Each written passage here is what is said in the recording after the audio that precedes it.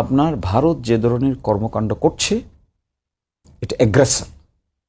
এই অ্যাগ্রেসর যদি হয়, ইন্টারন্যাশনাল লতে বিধান আছে, it may be refer to even in the United Nations.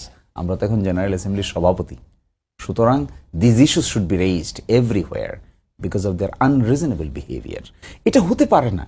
আপনি পার্শ্ববর্তী বর্ডার আছে, আপনি রাতের বেলা কেমন জানি একটা চোর পুলিশ খেলার মতো। আমার ছেলে হাসে, আমাকে বলে what is happening, what is happening. আমি নিজেও হাসি।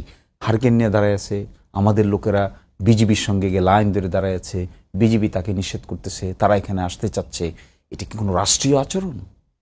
এটা তো অনেকটা গ্রামের মধ্যে লাঠিসোঁটা নিয়ে মারামারি করার যে পরিবেশ তৈরি হয়, উভয় পক্ষের ভিতরে উত্তেজনা তৈরি হলে মনে হয় এরকম একটা ছেলে মেয়ে আচরণের মতো।